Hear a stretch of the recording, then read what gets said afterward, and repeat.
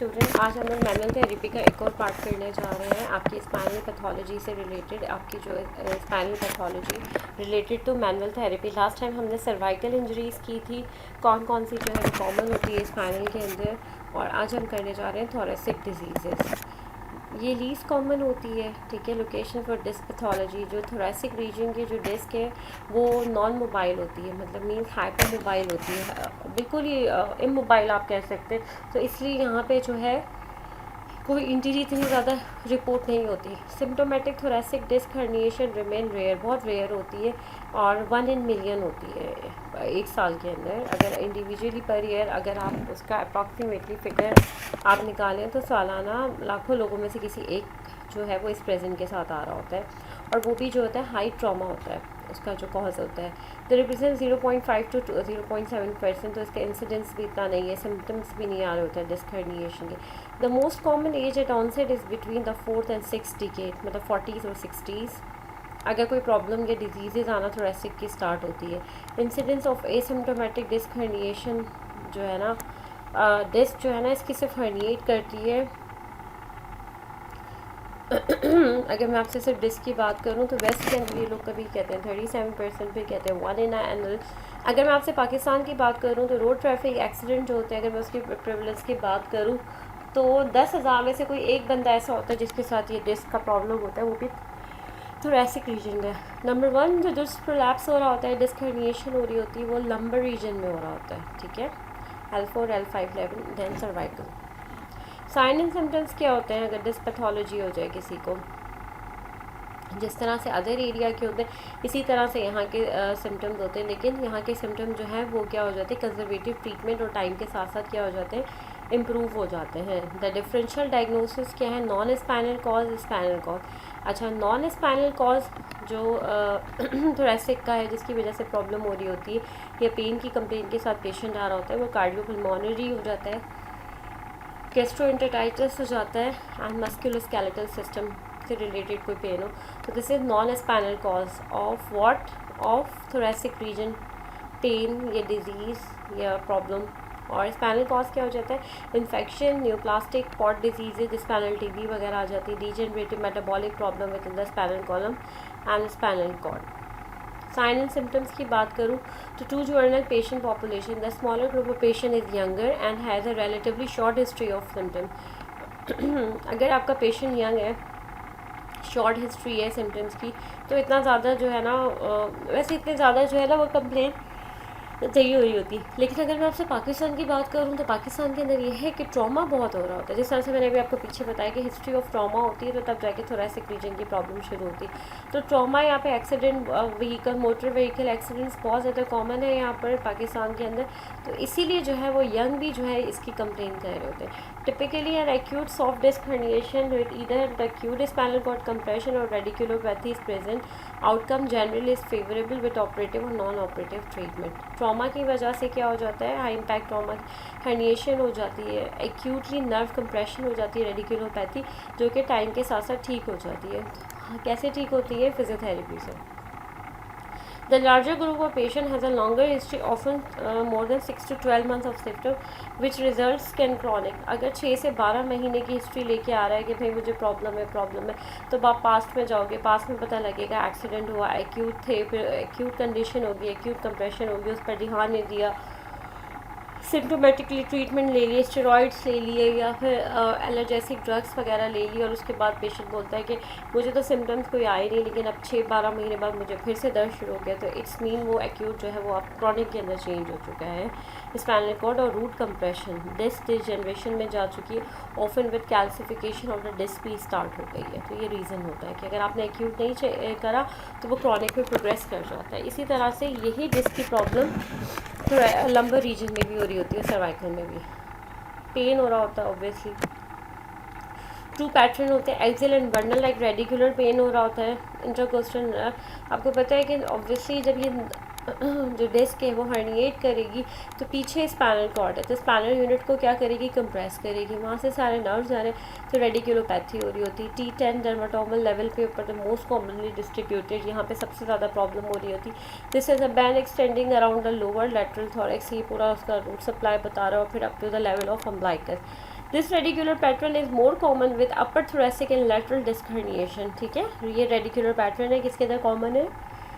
अपर thoracic region आपका जो है और lateral disc herniation. Associated sensory changes आ जाती है, paraesthesia, dysaesthesia, dermatomal distribution also अगर बिकॉज न्यूरोलॉजिकल सिम्टम्स आ रहे होते हैं। सेंसरी डर्मेटोमल ट्रंक रीजन बताया। T4 सप्लाई कहाँ पे कर रही है? T4 process of sternum. T8 diaphragm level पे, T10 पे नीचे चली गई, T12 ये साइन एंड सिम्टम्स हैं सारे के सारे। इसके अलावा माइलोपैथी ऑल्सो में आकर कंप्लेन ऑफ वीकनेस विच में भी generalized by the patient. Weakness हो सकती है एक या दोनों एक्सट्रीमिटी में वीकनेस हो सकती है। क्लोनल साइन मिल सकता है, positive Babinski sign, Babinski sign and wide based of spastic gait. कैसा हो सकता है? किसके साइन है? माइलोपैथी के। आपको पता है कि साइंस चेक किए जाते हैं, रिफ्लेक्सेस चेक किए जाते हैं, तो वो उसमें पॉजिटिव मिल रहे होते हैं और डिमिनिशिंग मिल रहे होते हैं ना, एब्सेंट ऑफ रिफ्लेक्सेस होते हैं। बाउल एंड ब्लैडर डिसफंक्शन हो रहा होता है 15 to 20% patient. Abdominal reflex, cremasteric reflex, dermatomal, ये सारी के सारी जो है कंप्लेंट्स जो है इन पेशेंट्स को मिल रही होती है। अब बात करते हैं ट्रीटमेंट की। Non operative treatment usually effective, मैंने आपको पहले ही बात बताई, फिजियोथेरेपी ट्रीटमेंट से 100% ट्रीटेबल है। एक्यूट डिस्क हर्निएशन, डिस्क वापस जो है वो इंटरवर्टेब्रल डिस्क स्पेस के बीच में चली जाती है जो कि हर्निएट हुई भी होती है। Short term pain relief, anti inflammatory agent, progressive directed activity restoration. आपने 6 से 12 हफ्ते का पेशेंट को रेस्ट देना है, सब कुछ ठीक हो जाएगा। सर्जरी कब इंडिकेटेड है? जब बहुत ज़्यादा न्यूरोलॉजिकल डेफिसिट हो रहा हो और कंटिन्यूसली प्रोग्रेस हो रहा हो। ठीक है, और माइलोपैथी हो रही हो और पेन रिमेन इनटॉलरेटेबल, पेन इतना बस्टिंग हो जाएगा जो टॉलरेट ना हो, तो there is indication of surgery. Operative treatment के अंदर हम लोग क्या कर रहे होते हैं? Anterior transthoracic approach, discectomy, disc वगैरह को रिमूव कर रहे होते हैं। मॉडिफाइड कोस्टो ट्रांसवर्सेक्टमी, ये आप लोगों को भी बहुत सारी चीज़ें क्लियर नहीं होगी, तो ये सिर्फ डिस्क की ही सर्जरी हो रही होती है। डिस्क को समटाइम्स फ्लैपिंग के तौर पे कट किया जा रहा होता है, समटाइम्स हाफ पार्ट को, समटाइम्स जो प्रोग्रेस हो गया, हर्निएट हो गया, उस पार्ट को किया जा रहा होता है। तो ये डिपेंड कर रहा होता है और वेरी पेशेंट टू पेशेंट। आगे केस प्रेजेंटेशन है, वो आपके लिए इतनी इम्पॉर्टेंट नहीं है। ये यहाँ पर जो है आई डोंट थिंक सो आपको एक्चुअली में इतना कॉमन नज़र आ रहा है कि नहीं आ रहा। ये जो ब्लैकिश एरिया, ये देखें, ये इंटरवर्टेब्रल डिस्क जो है ना, वो क्या है, स्पेस बिल्कुल कम है। ठीक है, ये स्टेनोसिस भी है, यहाँ पे बिल्कुल कोई स्पेस नहीं है। यहाँ पे देखिए स्पेस है, नज़र भी आ रहा है इंटरवर्टेब्रल स्पेस, इधर ये स्पेस नहीं है। और यहाँ पे आपको जो है वो ब्लैकिश जोन नज़र आ रहा है। ये देखिए, ये बिल्कुल स्पेस नहीं है, यहाँ पे भी स्पेस नहीं। इसका मतलब डिस्क जो है ना वो क्या कर गई है? मूव कर गई है। MRI में देखते हैं, मैं आपको ये दिखाती हूँ। ये देखें, ये लंबर रीजन है, यहाँ पे सब चीज़ें सही हैं। अरे अब थोरेसिक रीजन पे आ जाए। ये वाइट वाला जो है वो क्या चीज़ है? निकलस पैल्पोसा है। और ये पूरा जो एक एरिया है जो सराउंडेड गोल सा है, न्यूक्लियर रिंग है। ठीक है, यहाँ पे ये देखें डिस्क प्रोलैप्स हो गई और ये स्पाइनल यूनिट है, स्पाइनल कॉर्ड जा रही है और ये क्या हो गया? डिस्क हर्निएशन हो गई है। इंटरवर्टेब्रल डिस्क के बीच में जो न्यूक्लियस पल्पोसा है वो क्या हुआ है? बाहर निकलना शुरू हो गया, हर्निएट हो गया। और अब आप देख रहे हैं ये किस तरीके से इस लेवल के ऊपर स्पाइनल कॉर्ड को प्रेस कर रहा है। तो जो रूट्स इस एरिया से निकल रही हैं, जैसे जैसे वो प्रेस होंगी तो क्या होगा? जो भी डर्मेटोमल पैटर्न होगा, जो डर्मेटोमल सप्लाई होगी, वो सारी की सारी इम्पेयर्ड होना शुरू हो जाएगी। ये देखें, ये कितनी क्लियरली नज़र आ रही है। अगेन ये तो बहुत क्लियरली, अब आप देखें थिकनेस वर्टिब्रल यूनिट की कितनी हो गई है, ये देखिए हाफ हो गई, 50% रिड्यूस। सिम्टम्स बहुत एग्रीवेटेड आ जाएंगे। और समटाइम्स क्या होता है, ये बिल्कुल इधर आ जाता है, तो फिर क्या हो जाता है? बहुत प्रॉब्लमेटिक कंडीशन हो जाती है।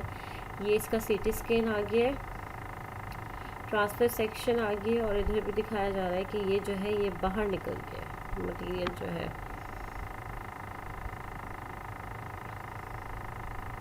थोरेसिक वर्टिब्रे की जो है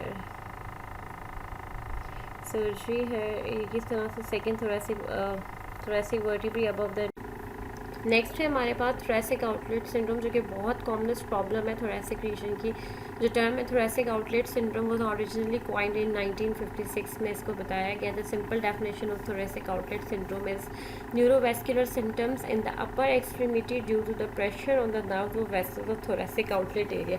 थोरेसिक आउटलेट एरिया के अंदर से जो है बहुत ज़्यादा न्यूरोप्लेक्सेस गुजरते हैं, उनकी कंप्रेशन की वजह से क्या हो जाता है, न्यूरोवेस्कुलर सिम्टम्स आते हैं। This is known as thoracic outlet syndrome. Specific structure compressed are usually the nerves, और मैंने आपको बताया ब्रेकियल प्लेक्सेस होते हैं, ओकेजनली सबक्लेवियन आर्टरी और सबक्लेवियन वेन। क्या इसके किस तरीके से डेवलप होता है, depending on the exact site of injury. Site of injury के ऊपर डिपेंड कर रहा होता है, और किस न्यूरोवेस्कुलर बंडल की जो है इंजरी हुई है वो डिपेंड कर रहा होता है। 3 डिस्टिंक्ट सिंड्रोम होते हैं या कॉम्बिनेशन ऑफ दीज, जिसकी वजह से जो है इसको सिंड्रोम कहा जाता है। न्यूरोलॉजिकल सिंड्रोम इसकी वजह से होते हैं आर्टरीज और वेन्स। अच्छा, वहाँ से वेन सप्लाई भी है और आर्टरी सप्लाई भी, न्यूरोलॉजिकल सप्लाई भी है। ठीक है, तीनों सिंड्रोम है, और इनमें से जो भी चीज़ कंप्रेस होगी उसी का सिंड्रोम डेवलप हो जाएगा। न्यूरोलॉजिकल सिंड्रोम 95% केसेस में डेवलप हो रहे होते हैं। ठीक है, थोरेसिक आउटलेट सिंड्रोम में वेनस सिंड्रोम, जबकि 4% और आर्टीरियल जो है वो सबसे ज़्यादा कम, जिसकी जो प्रेवलेंस है। द सिम्टम्स और जो साइंस हैं आर मिक्स्ड। किस तरह से होते हैं, they should be called predominant neurogenic, arterial और वेनस। मैंने जिस तरह से आपको बताया, before the complication of TOS thoracic outlet syndrome is called as TOS occur there is a period where uncomplicated TOS is misdiagnosed. किस तरह से कॉम्प्लिकेशंस बढ़ती हैं जबकि डायग्नोस ही नहीं होता है, क्यों? क्योंकि फॉर एग्जांपल इनिशियल स्टेज के अंदर सिर्फ कंप्रेशन है, और कंप्रेशन जो हो रही होती है उसकी वजह से क्या हो रहा होता है कि समटाइम सिम्टम्स आते हैं और समटाइम एसिम्प्टोमेटिक पेशेंट होता है। अगर एसिम्प्टोमेटिक है बिल्कुल साइड कंप्रेशन और उसको इग्नोर कर दिया तो फिर क्या हो जाएगा, लेटर ऑन जाके वो उसकी जो कंप्रेशन है वो इंक्रीज़ होती जाएगी और कॉम्प्लिकेशंस बढ़ती जाएगी। Delay from symptoms to diagnose 3 month to 15 years. अक्सर लोगों को 3 मंथ से 15 साल तक डायग्नोस ही नहीं होते। फर्स्ट सर्वाइकल रिप जो है वो भी किसका कॉज हो सकता है, थोरेसिक आउटलेट सिंड्रोम का। न्यू क्लासिफिकेशन क्या है, अनकॉम्प्लिकेटेड टॉस होता है या कॉम्प्लिकेटेड होता है। Uncomplicated predominant neurological, predominant arterial, और उसमें स्ट्रेचिंग्स वगैरह अगर आप करवा दें फिजियोथेरेपिस्ट वगैरह तो फिर क्या होता है, इट्स 100% ट्रीटेबल। और एक होता है complicated. The uncomplicated form is the most common है, और सबसे ज़्यादा अनडाइग्नोज रहती है, मिसडाइग्नोज रहती है। जैसे मैंने आपको बताया 15 साल तक डायग्नोज नहीं होती। The uncomplicated form can be present with mild to severe pain, hands के अंदर जाना है, पोस्टीरियर पोजिशनल पैरेस्थीसिया, आपने हाथ मोड़ा या आप सोए हुए हो, आपने तकिया ऊपर नीचे किया, हाथ सोन हो जाता है। No atrophy of the hand muscle, कोई एट्रॉफी वगैरह नहीं देखी जाती। मसल वेस्टिंग या मसल गेनिंग कुछ नहीं होता symptoms. The symptoms are frequently intermittent and oscillating. Intermittent nature के होते हैं, ऑसिलेटिंग हो रहे हैं, कभी हो रहे हैं कभी नहीं हो रहे। ठीक है, the complicated form is easy to diagnose, क्यों? क्योंकि उसमें इतने वर्ड सिग्नल आ रहे होते हैं, बट वो काफ़ी लेट जाके डायग्नोस हो रहा होता है। उसके अंदर क्या हो रहा होता है, न्यूरोजेनिक टाइप के पेन आ रहे होते हैं, क्योंकि C8 और T1 डिस्ट्रीब्यूशन में जो है ना वो प्रॉब्लम आ रही होती है। और उसमें क्या होता है, सेंसरी एब्नॉर्मलिटीज़ हो रही होती है, इंट्रेंसिंग हैंड मसल्स की वीकनेस हो रही होती है, और यूनिलेटर एट्रोफिक हो जाते हैं। एट्रोफी मीन्स यूनिलेटर किसी भी एक हैंड की जो है वो क्या हो जाती है, मसल वेस्टिंग स्टार्ट हो जाती है। Non positional ischemia of the fingers हो जाता है, हैंड हो जाता है, थ्रोम्बोसिस एम्बोलिज्म बन सकता है आर्टरीज की कंप्रेशन से। अपर एक्सट्रीमिटी रीजन में सबक्लेवियन एन्यूरिज्म हो सकता है, सेरेब्रल एम्बोलिज्म हो सकता है। ये सारे के सारे आर्टीरियल टॉस के सिम्टम्स हैं। ऊपर वाले जो मैंने आपको बताया है न्यूरोजेनिक सिम्टम्स हैं, स्लो प्रोग्रेसिव और यूनिलैटरल एट्रोफिक वीकनेस वगैरह। नीचे वाले जो है आर्टीरियल टॉस के, उसके बाद वेनस टाइप।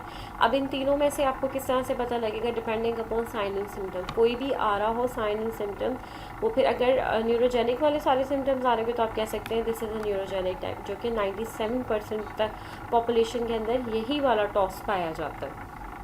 और वेनस के अंदर क्या हो जाता है, वेनस थ्रोम्बोसिस कहाँ पे, सबक्लेवियन और एक्सिलरी वेन के अंदर। पैगेट्सन शर्टर्स सिंड्रोम हो जाता है। और आप इतना याद रखना है। आपको क्या पता होना चाहिए, थोरेसिक आउटलेट सिंड्रोम होता क्या है, इसकी क्लासिफिकेशन क्या है, और दूसरा जो है इसके सिम्टम्स क्या है, न्यूरोजेनिक, आर्टीरियोजेनिक और venogenic. Pain and paraesthesia of upper extremity are common in all three type, याद रखिएगा, pain and paraesthesia. Shoulder, neck and chest pain, facial pain, occipital headache are usually ignored symptom in the predominant neurogenic. कोई कहता है मुझे repeatedly shoulder में दर्द रहता है, गर्दन में दर्द रहता है, चेस्ट पेन हो जाता है, फेशियल पेन हो जाते हैं, तो इस चीज़ को भी रूल आउट करना चाहिए. लेकिन ज़्यादातर ये क्या हो जाते हैं, इग्नोर सिम्टम. किस तरीके से इग्नोर सिम्टम्स होते हैं, पैरासीटामोल ली, पेशेंट ठीक हो गया और फिर कहते हैं कि चलो ठीक है, फिर थोड़े टाइम के लिए स्पेल आ गया, फिर कहीं दर्द हुआ, फिर मेडिसिन लिया, फिर ठीक हो गया. बोथ इन द अनकॉम्प्लिकेटेड और कॉम्प्लिकेटेड फॉर्म के अंदर यही हो रहा होता है. इंसिडेंस बताया गया है, टॉस कितने % कॉमन है, वेनस टॉस और आर्टीरियल टॉस आपको बताया है. मेल और फीमेल रेशो बताया, फीमेल में ज़्यादा है comparatively male. Age 20 to 50 years. और मैंने अपनी जो क्लिनिकल प्रैक्टिस में जो पेशेंट्स देखे हैं वो मुझे ज़्यादातर जो है वो 20+ मिले. 20 से 30 तक मैंने बहुत सारे पेशेंट्स देखे. तो इसका मतलब ये वेरी कर रहा है, प्रेवलेंस पाकिस्तान के अंदर जो है ये प्रेवलेंस बढ़ गई है यंगस्टर्स के अंदर. ये एनाटमी पूरी इसमें बताई है, ट्रायंगल्स होते हैं किस तरह से होते हैं.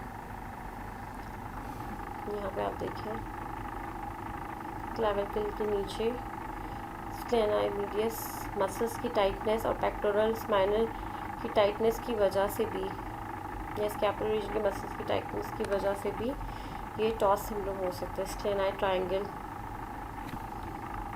ट्रायंगल बन रहा है और ये प्लक्सस यहाँ से गुजर रहे हैं.